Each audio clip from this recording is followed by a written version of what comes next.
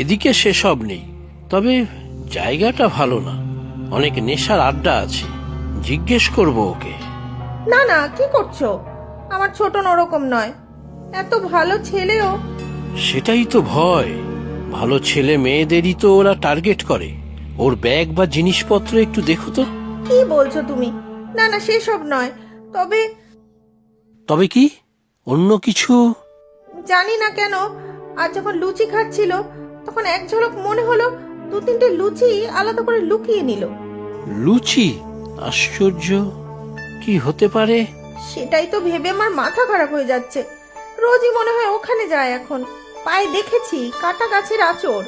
কাল সকালেই ধরবো ওকে, জিজ্ঞেস করে ঠিক সব বার করব। না গো, তুমি ওকে ওভাবে কিছু জিজ্ঞেস করো না। ভারী অভিমানী ছেলে আমার। একেই লালু চলে যাওয়ার পর থেকেই কেমন গুম মেরে গিয়েছে। আর সেদিন লালুর কথা তোলায় কত বকলে তুমি। হ্যাঁ, বকেছিলাম।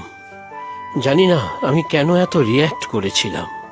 আমি চাই না লালুকে আর মনে রাখতে। কেন বলো তো? লালু কুকুর হলেও তোমার তো প্রাণ ছিল।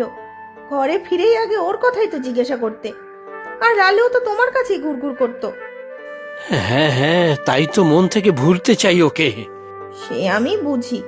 শেষ দিকে খুব কষ্ট হতো তোমার, সারা রাত জেগে বসে থাকতে, ওর মাথায় হাত বোলাতে। শুয়ে পড়ো, লালুর কথা শুনতে চাই না আমি। আমি আর সহ্য করতে পারি না। কিন্তু ছোটন কিন্তু আমার কাছে রোজই প্রায় বলে ওর কথা। আমি থামিয়ে দেই ওকে। মনে মনে কিন্তু গুমরায় ছেলেটা। কাল তাহলে এক কাজ করি, অফিস থেকে চলে আসবো বিকেলের আগেই। দেখব ছোটন কোথায় যায়, কি করে। হ্যাঁ ঠিক, সেটাই ভালো হবে। আমি তো আজ হ্যারিকেন নিয়ে রওনাই হয়েছিলাম ওকে খুঁজতে। একা একা যেতে কানেল পারে আমারও ভয় লাগে।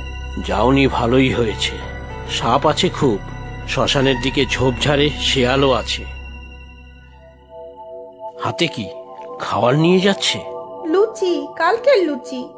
হতে পারে, কিন্তু কার জন্য? লুচি নিয়ে খাবে কিছু, নাকি অন্য কেউ? শ্শ্, এবারে আস্তে আস্তে চলো, পায়ে খুরুমের শব্দ হয় না।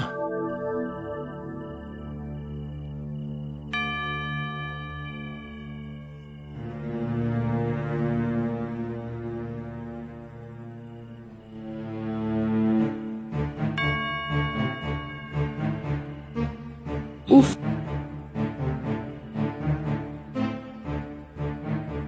সাবধানে চলো, এবড়ো খেবড়ো রাস্তা, পড়ে না যাও।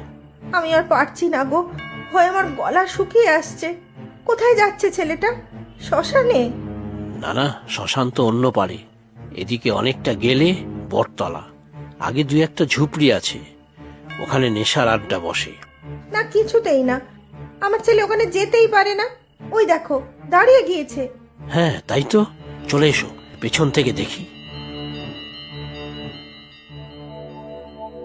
আহ আহ, লালু, লালু, আহ আহ। কি শুনলে?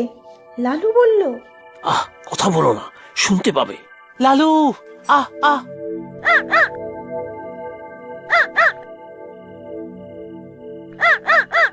আয় আয় আয় লালু, আয় আয় আয়। দেখ তোর জন্য কি এনেছি। লুচি মা করেছে, এই নে। কুকুর, আবার কুকুর? হ্যাঁ গো, লালু, আবার লালু। এবারে বুঝতে পেরেছি আমি, ওর টানেই রোজ আসে এখানে। আমি পারবো না, আবার লালু। এবার যা কষ্ট পেয়েছি, আর আমি সহ্য করতে পারবো না নতুন করে। না গো, জীবন মৃত্যু সেটাই তো স্বাভাবিক, কিন্তু তার জন্য কিছু থেমে থাকে কি? তুমি রাগ করো না কিন্তু ছোটনের উপরে, পায়ে ধরছি তোমার। ছোটন, ছোটন, নিচে আয়। এ কি বাবা তুমি? আয় নিচে তুই। কিছু বলো না গো ওকে, কিছু বলো না। বাবা সত্যি বলছি, আমি ওকে বাড়িতে নিয়ে যাব না। আমি জানি তুমি লালুর জন্য কত দুঃখ পাও। ছোটন, তুই আবার এই কুকুরটার উপর মায়া বাড়াচ্ছিস? একদম ছোটবেলার লালুর মতো দেখতে গো। মাঠে আমার কাছেই রোজ ছুটে আসতো। তা এখানে আসিস কেন? মাঠের পরে দেখি ও এখানেই কোথাও থাকে। আমি ডাকলেই চলে আসে, তাই রোজ একটু খাবার নিয়ে আসি। আমি সত্যি বলছি বাবা, কখনো ওকে বাড়ি নিয়ে যাব না। হ্যাঁ সেই ভালো, কুকুরের অনেক ছানাই বড় হওয়ার আগেই অপঘাতে মারা পড়ে। চল বাবা চল, এখন বাড়িতে চল। আচ্ছা মা, চলো। এভাবে বাড়ি যাবি বললেই হলো। আর কখনো করব না বাবা। এই লালুকেও আমি ভুলে যাব। তুমি রাগ করো না বাবা। হ্যাঁ গো, ক্ষমা করে দাও ওকে। ও তো আর আসবে না বলছে। সেটা আমি ঠিক করব। এই জঙ্গলে রোজ সন্ধ্যায় আসা, সাপে কাটলে কি হতো? ভুল হয়ে গিয়েছে বাবা, চলো বাড়ি চলো। বললাম না এইভাবে যাওয়া চলবে না। যা, আগে ওকে নিয়ে আয়। একসাথে চারজনই বাড়ি যাব। আমার লালু নিশ্চয়ই আমার দুঃখ বুঝতে পেরেছে, তাই ওকে পাঠিয়েছে। সত্যি বলছো তুমি? যা যা, ছোট নাকি নিয়ে আয়। লালু, আহ আহ আহ আহ আহ